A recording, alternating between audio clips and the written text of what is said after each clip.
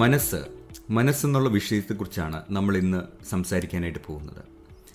പലപ്പോഴും നമുക്ക് പിടികിട്ടാതെ പോകുന്ന ഒരു വലിയ വിഷയമാണ് നമ്മുടെ മനസ്സ്. നിങ്ങൾ കേട്ടുകൊണ്ടിരിക്കുന്നത് കാൽസോൾ ഫ്രീഡോ ടോക്ക് എന്ന പ്രോഗ്രാമാണ്. നമ്മുടെ ലൈഫിനെ ഒന്ന് നമ്മൾ ഡീകോഡ് ചെയ്യാനായിട്ട് ചിന്തിച്ച് നോക്കിയാൽ, ഈ ഒരു ശബ്ദം നിങ്ങൾ കേൾക്കുന്ന സമയത്ത് എന്നോടൊപ്പം നിങ്ങൾ ചിന്തിക്കാൻ തയ്യാറാണെങ്കിൽ ഈ ഒരു പോഡ്കാസ്റ്റ് കംപ്ലീറ്റ് ചെയ്യുമ്പോഴത്തേക്കും നിങ്ങൾക്ക് വ്യക്തമായിട്ടുള്ള ഒരു ധാരണ മനസ്സിനെക്കുറിച്ച് ലഭിക്കുമെന്ന് ഞാൻ വിശ്വസിക്കുന്നു. ജനിച്ച നാൾ മുതൽ ഒന്ന് ചിന്തിച്ച് നോക്കിയാൽ, ആദ്യമായിട്ട് നമ്മൾ ഈ ലോകത്തേക്ക് വന്ന സമയത്ത് നമ്മുടെ ഓർമ്മ നമ്മൾ വെക്കുന്ന സമയത്തിന് മുൻപായിട്ട് ഡോക്ടേഴ്സ് ആയിരിക്കാം, മറ്റ് നമ്മളെ പരിചരിച്ച ആൾക്കാരായിരിക്കാം, ഇവരുടെയൊക്കെ പരിപാലനയിലൂടെ നമ്മൾ ഈ ലോകത്തിലേക്ക് വന്നു. ആദ്യമായിട്ട് നമ്മൾ അമ്മയെ കാണുന്ന ദിവസങ്ങൾ, അത് കഴിഞ്ഞ് ഒരു മനസ്സ് ഇല്ലെങ്കിൽ നമ്മുടെ ഓർമ്മകൾ വന്നു തുടങ്ങുന്ന ഒരു പ്രായമുണ്ട്. ആ സമയത്തുള്ള ചെറിയ ചെറിയ ഓർമ്മകൾ ചിലപ്പോൾ നമ്മുടെ ഏവരുടെയും മനസ്സിലുണ്ടാവും. കുറച്ചുകൂടെ മുന്നോട്ട് പോകുന്ന സമയത്ത് പലപ്പോഴും പല ഓർമ്മകളും നമ്മുടെ മനസ്സിൽ നിന്ന് മാഞ്ഞു പോകാറുണ്ട്. എന്നാൽ ചില ഓർമ്മകൾ നമ്മുടെ മനസ്സിൽ തന്നെ തട്ടി നിൽക്കും. സ്കൂൾ വിദ്യാഭ്യാസത്തിലേക്ക് നിങ്ങൾ വരുന്നു, അതിനുശേഷം കുറച്ചുകൂടെ മുന്നോട്ട് പോയി ഹയർ എഡ്യൂക്കേഷനിലേക്ക് വരുന്നു. 10ാം ക്ലാസ്, +2 ഇല്ലെങ്കിൽ ഡിഗ്രി, ഇങ്ങനെയുള്ള എഡ്യൂക്കേഷൻ്റെ വിവിധങ്ങളായിട്ടുള്ള തലങ്ങളിലേക്ക് പോകുന്നു.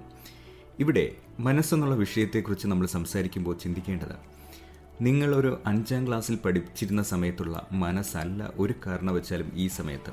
എന്നാൽ അതുപോലെ തന്നെ നമ്മുടെ ഓരോ വർഷം കഴിയുമ്പോഴും നമ്മുടെ മനസ്സിന് പല തരത്തിലുള്ള മാറ്റങ്ങൾ വന്നുകൊണ്ടേയിരിക്കുന്നു. ഒന്ന് ആലോചിച്ച് നോക്കി, നമ്മൾ മുമ്പ് ആഗ്രഹിച്ചിരുന്ന പല ആഗ്രഹങ്ങളും ഇന്ന് നമുക്കില്ല.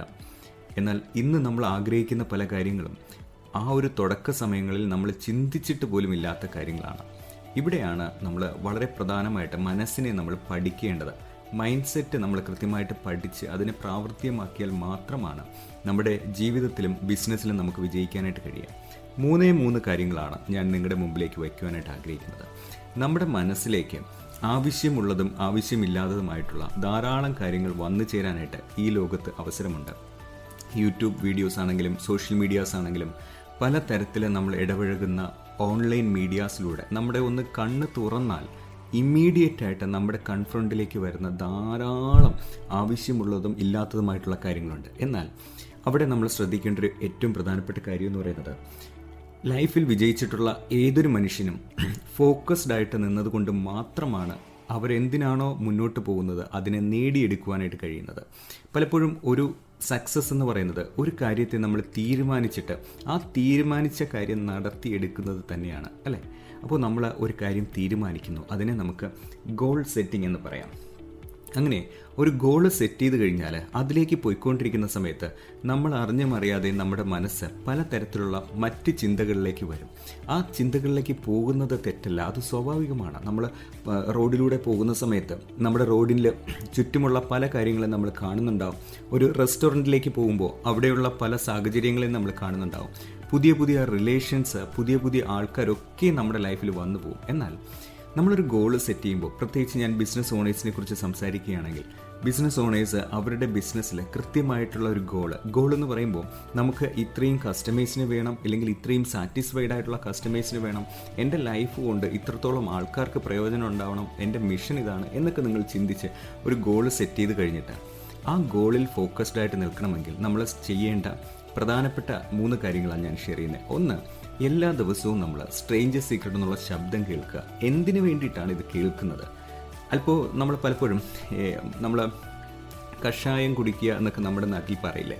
ചില അസുഖങ്ങൾ വരുന്ന സമയത്ത് കഷായം എന്ന് പറയുമ്പോൾ കുറച്ച് കയ്പുള്ള ഒരു മരുന്നാണ്, അല്ലെങ്കിൽ മെഡിസിനാണ്. അപ്പോൾ അതിനെ നമ്മൾ കഴിക്കുക എന്ന് പറയുന്നത് പ്രയാസമുള്ള കാര്യമാണ്. എന്നാൽ നിരന്തരമായിട്ട് ആ ഒരു പീരീഡ് ഓഫ് ടൈം നമ്മൾ അത് കഴിക്കുമ്പോഴാണ് അതിൻ്റെ റിസൾട്ട് കിട്ടുക, അല്ലേ?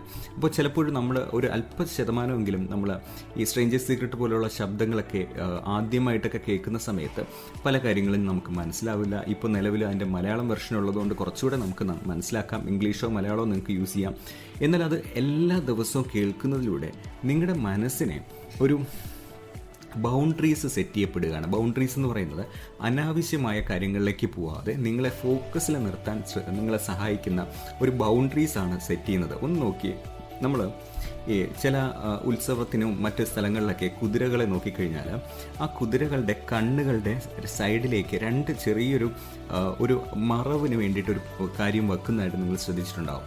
എന്തുകൊണ്ടാണെന്ന് വെച്ച് കഴിഞ്ഞാൽ ആ ഒരു കുതിരയെ നയിച്ചുകൊണ്ട് പോകുന്ന സമയത്ത് അതിൻ്റെ ഫോക്കസ് മാറി അതിൻ്റെ സൈഡിലോട്ടുള്ള എന്തെങ്കിലും കഴിക്കുന്ന വസ്തുക്കളുമായി ബന്ധപ്പെട്ടൊക്കെ അങ്ങോട്ടും ഇങ്ങോട്ടും ഡിവൈഡ് ചെയ്ത് പോവാതെ സ്ട്രെയിറ്റ് ആയിട്ട് മാത്രം കാണുന്നതിന് വേണ്ടിയിട്ടാണ് രണ്ട് സൈഡിൽ കുതിരകൾക്ക് ഇങ്ങനെ ഒരു മറക് വെക്കുന്നത്, അല്ലേ? അപ്പോൾ അതുപോലെ തന്നെയാണ് നമ്മുടെ സ്ട്രേഞ്ചർ സീക്രട്ട് എന്ന് പറയുന്നത്. നമുക്ക് തിരിഞ്ഞു പോകാനായിട്ട് ഒത്തിരി സാധ്യതകളുണ്ട്. ഇതിൽ നിന്ന് പലപ്പോഴും സംഭവിക്കുന്നതെന്ന് വെച്ചാൽ പരാലിസിസ് എന്ന് പറയും. അതായത് കുറേ കാര്യങ്ങൾ അനലൈസ് ചെയ്യും. എനിക്ക് ഇതാണോ വേണ്ടത്, ഇങ്ങനെയാണോ അങ്ങനെയാണോ എന്നൊക്കെ ചിന്തിച്ചിട്ട് ഒന്നും ചെയ്യാൻ കഴിയാതെ കൈയും കാലും തളർന്ന അവസ്ഥയിലേക്ക് വരുന്ന സിറ്റുവേഷനെയാണ് പരാലിസിസ് എന്ന് പറയുക. അപ്പോൾ അതുപോലെ നമ്മൾ കുറേ കാര്യങ്ങൾ ചിന്തിക്കാതെ എനിക്ക് ആവശ്യമുള്ള കാര്യത്തിലേക്ക് ഫോക്കസ് ചെയ്യാനായിട്ടാണ് നമുക്ക് സ്ട്രേഞ്ചർ സീക്രട്ട് പോലുള്ള ശബ്ദങ്ങൾ നമ്മളെ സഹായിക്കുക. അപ്പോൾ എല്ലാ ദിവസവും നമ്മൾ സ്ട്രേഞ്ചർ സീക്രട്ട് കേൾക്കുന്നതിലൂടെ എൻ്റെ ലൈഫിൽ ഒരു ലക്ഷ്യമുണ്ടെന്നും ഞാൻ എത്തേണ്ട സ്ഥലം എന്താണെന്ന് തീരുമാനിച്ച് ഞാൻ അതിലേക്ക് എത്തുന്നതാണ് സക്സസ് എന്നും തിരിച്ചറിയാനായിട്ട് കഴിയും. ഉദാഹരണത്തിന്, ഒരു അധ്യാപകനാകണമെന്ന് ആഗ്രഹിക്കുന്ന വ്യക്തി, അദ്ദേഹം അതിനു വേണ്ടിയിട്ട് പരിശ്രമിച്ചു, ഒരു അധ്യാപകനാകുന്ന സമയത്ത് അദ്ദേഹം ആ ഒരു ജോലിയിൽ വിജയിച്ചു എന്നുള്ളതാണ്. എന്നാൽ അതുപോലെ മറ്റൊരാൾ അദ്ദേഹത്തിൻ്റെ മനസ്സിൽ എന്താണോ ആകേണ്ടത്,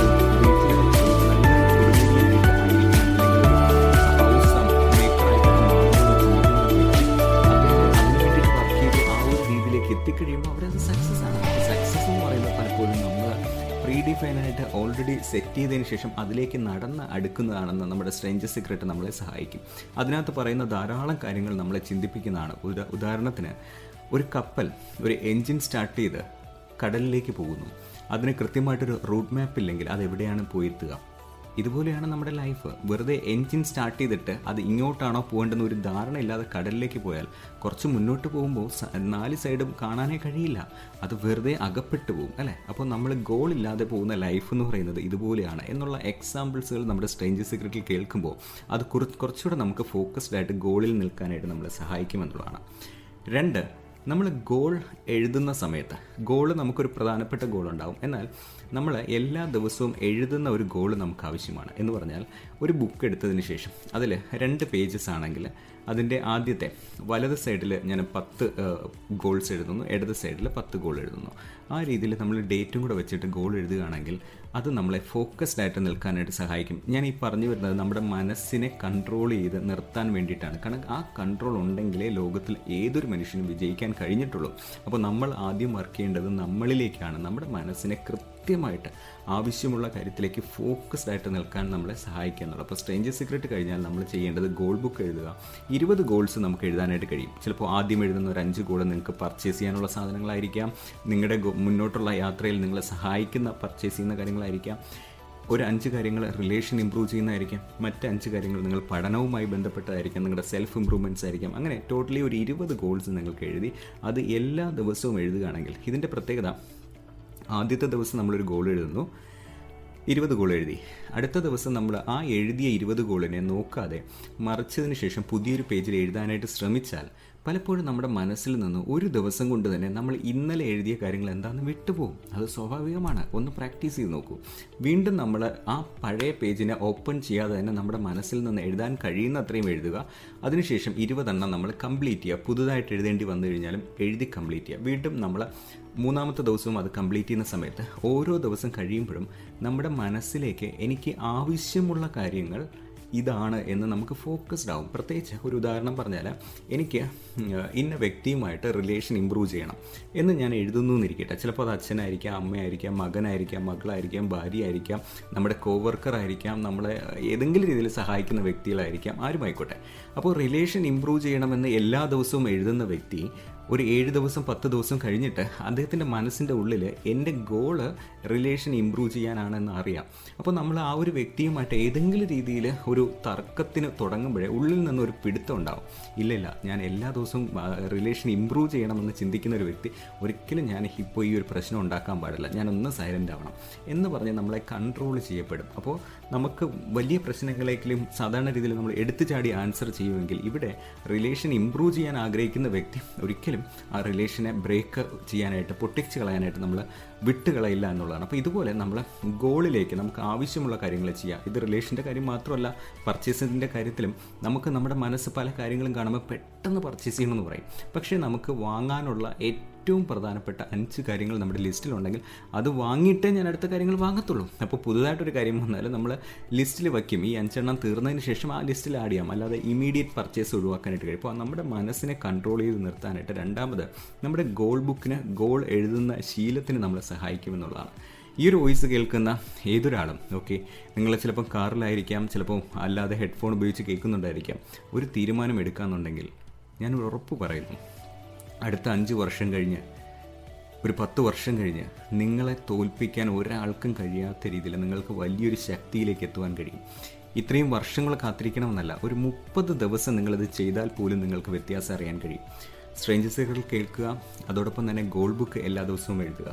മൂന്നാമതായിട്ട് നമ്മൾ ഈ ഫോക്കസ്ഡ് ആയിട്ട് നിൽക്കുക. നമ്മുടെ ബെഡ്റൂമിലോ നമ്മളായിരിക്കുന്ന പ്രധാന സ്ഥലങ്ങളിൽ നമ്മൾ ഒരു വിഷ്വൽ ബോർഡ് ക്രിയേറ്റ് ചെയ്യാനായിട്ട് ശ്രമിക്കുക. ആ ബോർഡിലേക്ക് നമ്മൾ അച്ചീവ് ചെയ്യേണ്ട കാര്യങ്ങൾ, ഇപ്പോൾ ചില വ്യക്തികൾ അവർ ഏറ്റവും നന്നായിട്ട് അവർ വാങ്ങാൻ ആഗ്രഹിക്കുന്ന ഒരു വീട്, ഒരു കാറ്, ചിലപ്പോൾ മറ്റെന്തെങ്കിലും കാര്യങ്ങൾ, ഇങ്ങനെ അവരുടെ ഉള്ളിലെ ഏറ്റവും പ്രധാനമായിട്ട് കാണുന്ന കാര്യങ്ങളെ ഒരു വിഷ്വൽ ബോർഡിലേക്ക് കൊണ്ടുവരും. അതെന്തിനാണെന്ന് വെച്ച് കഴിഞ്ഞാൽ എല്ലാ ദിവസവും ഉറക്കം എണീറ്റ് നമ്മൾ രാവിലെ വരുമ്പോൾ തന്നെ നമുക്ക് കാണാൻ കഴിയുന്ന രീതിയിൽ എൻ്റെ ഡ്രീം ഇതാണ്, ഞാൻ ഇതിലേക്കാണ് എത്തുന്നത് എന്നുള്ള വിഷ്വൽസ്, അത് എന്തുമാകാം. അപ്പോൾ ചിലപ്പം ചില വ്യക്തികൾ എവിടെയെങ്കിലും ഒരു സ്ഥലത്ത് ട്രാവൽ ചെയ്യുന്നതായിരിക്കാം. അപ്പോൾ ട്രാവൽ ചെയ്യുന്ന സ്ഥലങ്ങളുണ്ടെങ്കിൽ ആ സ്ഥലത്ത് പോയതായിട്ടുള്ള ഒരു ഇമേജ് നിങ്ങൾക്ക് ഫോട്ടോഷോപ്പൊക്കെ ആയിട്ട് ക്രിയേറ്റ് ചെയ്യാൻ പറ്റും. ഇപ്പോൾ ആർട്ടിഫിഷ്യൽ ഇൻ്റലിജൻസ് ഉള്ളതുകൊണ്ട് ധാരാളം സാധ്യതകളുണ്ട്, നമുക്ക് ഇമേജൊക്കെ പെട്ടെന്ന് ക്രിയേറ്റ് ചെയ്യാം. അപ്പോൾ അങ്ങനെ ക്രിയേറ്റ് ചെയ്തൊരു ഇമേജ് ഉണ്ടെങ്കിൽ നമ്മുടെ മനസ്സ് അങ്ങോട്ടും ഇങ്ങോട്ടും കൈവിട്ട് പോവാതെ നമുക്ക് ഏകദേശം ഫോക്കസ് നിർത്താനായിട്ട് കഴിയും. മറ്റൊരു കാര്യം കൂടി ഇതിനോട് അഡീഷണലി ആഡ് ചെയ്യാനുള്ളത് സേ നോ എന്നുള്ളതാണ്. Power to say no. നമ്മൾ ശരിക്കും നോ പറയുന്നതിൻ്റെ ശക്തി നമ്മൾ തിരിച്ചറിയണം. പലപ്പോഴും നമ്മൾ ഏറ്റവും വലിയൊരു മിസ്റ്റേക്ക് പറ്റുന്നത് ഇവിടെയാണ്. പല കാര്യങ്ങളോട് നമുക്ക് നോ പറയാൻ കഴിയുന്നില്ല. ഒരു 2 ഉദാഹരണം ഞാനൊന്ന് ഷെയർ ചെയ്യാം. ഒരു നല്ല ഫിലിം ആക്ടർ, അദ്ദേഹത്തിന് ഫിലിമിൽ നന്നായിട്ട് പെർഫോം ചെയ്യണം, ഏറ്റവും ബെസ്റ്റ് ആക്ടറായിട്ട് മാറണമെന്ന് ആഗ്രഹമുണ്ട്. പക്ഷേ അദ്ദേഹത്തിന് ഒരു ചെറിയൊരു ആഹാര പദാർത്ഥം കാണുന്ന സമയത്ത് അദ്ദേഹത്തിന് ഭയങ്കര ടെൻഡൻസിയാണ് അത് കഴിക്കാനായിട്ട്. അദ്ദേഹം വളരെ കുറച്ചാണെങ്കിലും അതെടുത്ത് കഴിക്കും. അദ്ദേഹം എത്ര ശ്രമിച്ചിട്ടും അത് മാറ്റാൻ കഴിയുന്നില്ല. അദ്ദേഹത്തിന് നോ പറയാൻ കഴിയുന്ന, അദ്ദേഹത്തിൻ്റെ ഫ്രണ്ടിൽ ഈ ഒരു ഫുഡ് ഐറ്റം വന്നാൽ അദ്ദേഹം കഴിച്ചിരിക്കും. അങ്ങനൊരു ശീലമുള്ളൊരു വ്യക്തി ഒന്ന് ആലോചിച്ച് നോക്കിയേ, ഒരു 5 വർഷമോ ഇല്ലെങ്കിൽ വളരെ കുറച്ച് നാളുകൾ കഴിയുമ്പോഴത്തേക്കും അദ്ദേഹം പോലും അറിയാതെ അദ്ദേഹം ഫീൽഡിൽ നിന്ന് അദ്ദേഹത്തിൻ്റെ ശരീരം അദ്ദേഹം പ്രതീക്ഷിക്കുന്നത് പോലെ കാര്യങ്ങൾക്ക് ഒതുങ്ങാതെ അദ്ദേഹത്തിന് ഫാറ്റ് വരാനായിട്ടോ മറ്റ് പല കാര്യങ്ങളിൽ ബുദ്ധിമുട്ട് വരും. പക്ഷേ അതേ സമയത്ത് നമുക്ക് എത്ര ഇഷ്ടമുള്ള കാര്യമാണെന്നുണ്ടെങ്കിലും അത് നോ പറയാൻ, എനിക്കിത് വേണ്ട എന്ന് നമ്മൾ തീരുമാനിക്കുന്നിടത്താണ് നമ്മുടെ ഒരു വിൽ പവർ നമുക്ക് ക്രിയേറ്റ് ചെയ്തെടുക്കാൻ കഴിയുക. അപ്പോൾ നമ്മുടെ ലോകത്തിലെ ഏറ്റവും മുകളിൽ വിജയിച്ച് നിൽക്കുന്ന ടോപ്പ് ലിസ്റ്റിൽ നിൽക്കുന്ന പല ആൾക്കാരും അവരുടെ ലൈഫിൽ വളരെ ശക്തമായിട്ട് നോ പറഞ്ഞവരാണ് ആൾക്കാരാണ്. ഫിലിമിൻ്റെ കാര്യത്തിൽ മാത്രമല്ല, ഇപ്പം നമ്മൾ സ്പോർട്സ് എടുത്തു കഴിഞ്ഞാലും ആ സ്പോർട്സിലായിരിക്കുന്ന ആൾക്കാർക്ക് അവരുടെ ശരീരവുമായി ബന്ധപ്പെട്ട കുറേ ഗൈഡ് ലൈൻസ് അവർ ചെയ്യേണ്ടതുണ്ട്. അവർ ചെയ്യാൻ പാടില്ലാത്ത കുറേ കാര്യങ്ങളുണ്ട്, കഴിക്കാൻ പാടില്ലാത്ത ആഹാരങ്ങളുണ്ട്. അപ്പോൾ അതിനോടൊക്കെ നോ പറയുന്ന വ്യക്തി മാത്രമായിരിക്കും ശരിയായിട്ട് അവർക്ക് വിജയത്തിലേക്ക് എത്താൻ കഴിയുക. അപ്പോൾ നമ്മൾ ഒരു ഏറ്റവും ടോപ്പ് ലിസ്റ്റിലേക്ക് എത്തണമെന്ന് ആഗ്രഹിക്കുന്നുണ്ടെങ്കിൽ നമ്മളിലേക്ക് ഫൈറ്റ് ചെയ്യുക. നമ്മൾ നോ പറയേണ്ടടുത്ത് നോ പറയണം. ഈ ഒരു ശബ്ദം കേട്ടുകൊണ്ടിരിക്കുന്ന സമയത്ത് നിങ്ങളുടെ മനസ്സിലേക്ക് ഒരു കുഞ്ഞ് ആശയം ഞാൻ നൽകാൻ ആഗ്രഹിക്കുന്നു. നമുക്ക് ഏറ്റവും ഇഷ്ടപ്പെട്ട ഒരു കാര്യം മനസ്സിലേക്ക് കൊണ്ടുവരിക. ഇഷ്ടപ്പെട്ട കാര്യം എന്ന് പറയുമ്പോൾ നമ്മുടെ ഫുഡിൻ്റെ കാര്യത്തിലൊക്കെ ആണെങ്കിൽ നമുക്ക് അതിൽ നിന്ന് സ്റ്റാർട്ട് ചെയ്യാം. നിങ്ങളുടെ ഫുഡിൽ ഏറ്റവും ഇഷ്ടപ്പെട്ടൊരു കാര്യം, ഇപ്പോൾ നമ്മുടെ നാട്ടിലൊക്കെ ആണെങ്കിൽ ചില ആൾക്കാർ അച്ചാർ, പപ്പടം, ഇല്ലെങ്കിൽ മറ്റു പല കാര്യങ്ങൾ, ഫിഷ്, അതുമായി ബന്ധപ്പെടുന്ന ഏതെങ്കിലുമൊക്കെ കാര്യങ്ങൾ വളരെ ചെറുതും വലുതുമായിരിക്കാം. അങ്ങനെ ഏറ്റവും ഇഷ്ടപ്പെട്ട ചില ഫുഡുകളുണ്ടാവും. അടുത്ത ഒരു 30 ഡേയ്സിലേക്ക് നിങ്ങൾക്ക് ഇഷ്ടപ്പെട്ട ഒരു വസ്തു വേണ്ട എന്ന് തീരുമാനിച്ചാൽ എന്ത് സംഭവിക്കും? ഒന്ന് ആലോചിച്ച് നോക്കിയേ. നിങ്ങളുടെ മനസ്സിലേക്ക് ചിലപ്പോൾ നിങ്ങൾക്ക് ഇഷ്ടമുള്ളൊരു കാര്യം, ചിലപ്പോൾ ഫുഡൊക്കെ കഴിക്കുമ്പോൾ നിങ്ങൾ എപ്പോഴും ഉപയോഗിക്കുന്ന ഒരു കാര്യമായിരിക്കാം, അത് അടുത്ത 30 ദിവസത്തേക്ക് വേണ്ടാന്ന് വെച്ചാൽ എന്ത് സംഭവിക്കും? ഒരു ചോദ്യം കൂടെ ചോദിച്ചുകൊണ്ട് ഞാൻ ഈ ഒരു പോഡ്കാസ്റ്റ് അവസാനിപ്പിക്കാനായിട്ട് ആഗ്രഹിക്കുന്നു. ഇനി ഒരിക്കലും എനിക്കിത് വേണ്ട എന്ന് ഒന്ന് ചിന്തിച്ചാൽ എന്തായിരിക്കും സംഭവിക്കുക? നിങ്ങൾക്ക് ലഭിക്കാൻ പോകുന്നത് ഏറ്റവും വലിയൊരു വിൽ പവറാണ്. നിങ്ങൾ നഷ്ടമാക്കേണ്ടത് നിങ്ങൾക്ക് ഏറ്റവും ഇഷ്ടപ്പെട്ട ആ ഒരു ഫുഡ് ഐറ്റമാണ്. തീരുമാനം നിങ്ങളുടേതാണ്. ചിന്തിച്ച് നോക്കൂ. ഇനി ഞാൻ ഈ ഒരു ആഹാരം കഴിക്കുന്നില്ല എന്ന് ചിന്തിക്കുന്ന മനുഷ്യൻ വളരെ ശക്തമായ ഒരു മനസ്സിൻ്റെ ഉടമയായിട്ട് മാറും. സോ നമ്മുടെ കയ്യിലാണ് എല്ലാം ഇരിക്കുന്നത്, വിജയവും പരാജയവും. അപ്പോൾ നമ്മളതിനെ ഉറപ്പിച്ച് നമ്മൾ പൂർണ്ണമായിട്ട് തീരുമാനമെടുത്ത് അതിലേക്ക് പോയി കഴിഞ്ഞാൽ തീർച്ചയായിട്ടും നമുക്കത് നേടിയെടുക്കാൻ കഴിയും. നമ്മുടെ മനസ്സിനെ നമ്മൾ കീഴടക്കിയാൽ ഈ ലോകത്തിലെ ഏത് കാര്യത്തെയും നമുക്ക് കീഴടക്കുവാനായിട്ട് കഴിയും. സോ നമ്മളിലേക്ക് വർക്ക് ചെയ്യാൻ നമുക്ക് കഴിയട്ടെ. ഈ ഒരു ശബ്ദം നിങ്ങൾക്ക് റിപ്പീറ്റ് ചെയ്തും കേൾക്കാം. അതിനുശേഷം നിങ്ങളെടുക്കുന്ന ആക്ഷൻസ്, നിങ്ങൾ പലർക്കും യൂട്യൂബിലും ഗൂഗിളിലൊക്കെ ധാരാളമായിട്ട് ഞാനുമായിട്ട് കണക്റ്റഡ് ആയിരിക്കും. അപ്പോൾ നിങ്ങൾക്ക് വാട്സപ്പ് നമ്പർ നിങ്ങളുടെ ഏവരുടെയും കയ്യിലുണ്ടാകുമെന്ന് കരുതുന്നു. ഞാൻ ഈ ഒരു പോഡ്കാസ്റ്റിൻ്റെ താഴെയും ആഡ് ചെയ്യുന്നുണ്ട്. നിങ്ങൾക്ക് നിങ്ങളുടേതായിട്ടുള്ള ഫീലിങ്സ്, ഈ ഒരു ശബ്ദം കേട്ടതിന് ശേഷം ഫീലിങ്സും നിങ്ങൾ എടുക്കുന്ന ആക്ഷൻസും ഇന്നൊന്ന് ഷെയർ ചെയ്യാനായിട്ട് ശ്രമിക്കുക. വാട്സപ്പിലൊരു വോയിസ് ആയിട്ട് നിങ്ങൾക്ക് അയക്കാം. ഞാൻ ഈ ഒരു പോഡ്കാസ്റ്റ് കേട്ടു, അതിലൂടെ ഞാൻ ഇന്ന തീരുമാനങ്ങളെടുത്തു എന്ന് ഇന്ന് പറയുക. പറഞ്ഞതിന് ശേഷം വരുന്ന നാളുകളിൽ ഒരു സെർട്ടൺ ടൈം കഴിഞ്ഞിട്ട് ഞാൻ അതുവരെയും ഫോളോ ചെയ്തു എന്ന് പറഞ്ഞ് കേൾക്കാനായിട്ടും അതിലൂടെ നിങ്ങളുടെ ലൈഫിൽ ഒരു സക്സസ്സിലേക്ക് എത്തി എന്ന് കേൾക്കുവാനാണ് ഞാൻ ആഗ്രഹിക്കുന്നത്. സോ ഒരു നല്ല തീരുമാനം, ഒരു നല്ല ശബ്ദം നിങ്ങളിൽ നിന്ന് ഞാൻ പ്രതീക്ഷിക്കുന്നു. എൻ്റെ വാട്സപ്പ് നമ്പേഴ്സ് പ്രൊവൈഡ് ചെയ്തിട്ടുണ്ട്. നിങ്ങൾ കേട്ടുകൊണ്ടിരിക്കുന്നത് കാൽസോൾ ഫ്രീഡോ ടോക്ക് എന്ന പ്രോഗ്രാമാണ്, പോഡ്കാസ്റ്റാണ്. അപ്പോൾ ആദ്യമായിട്ട് ഈ ഒരു പോഡ്കാസ്റ്റ് കാണുന്ന അല്ലെങ്കിൽ കേൾക്കുന്ന വ്യക്തികൾ ആരെങ്കിലും ഉണ്ടെന്നുണ്ടെങ്കിൽ കാൽസോൾ കമ്മ്യൂണിറ്റിയിലേക്ക് നിങ്ങളെ ഹാർദവമായിട്ട് സ്വാഗതം ചെയ്യുന്നു. ഇപ്പോൾ ഓൾറെഡി നമ്മുടെ കാൽസോൾ കമ്മ്യൂണിറ്റിയിലുള്ള മെമ്പേഴ്സ് ആണെങ്കിൽ ജെം ടു ഡയമണ്ട് വളരെ കോർ ആയിട്ടുള്ള സക്സസ്ഫുൾ ആയിട്ടുള്ള മെമ്പേഴ്സുമായിട്ട് ഇൻട്രാക്ട് ചെയ്യാനുള്ള അവസരങ്ങൾ നിങ്ങൾ പരമാവധി പ്രയോജനപ്പെടുത്തുക. നമ്മുടെ മറ്റൊരു പോഡ്കാസ്റ്റിൽ നമ്മൾ വീണ്ടും കാണാം. നിങ്ങൾക്ക് അതുവരെയും എല്ലാവിധ ആശംസകളും നൽകുന്നു. തീരുമാനം നിങ്ങളുടേതാണ്, ഡിസിഷൻ നിങ്ങളുടേതാണ്. നിങ്ങളുടെ ശബ്ദത്തിനായിട്ട് ഞാൻ കാതോർക്കുന്നു. മറ്റൊരു പോഡ്കാസ്റ്റിൽ നമുക്ക് വീണ്ടും കാണാം. പ്രവീൺ കാൽവിൻ.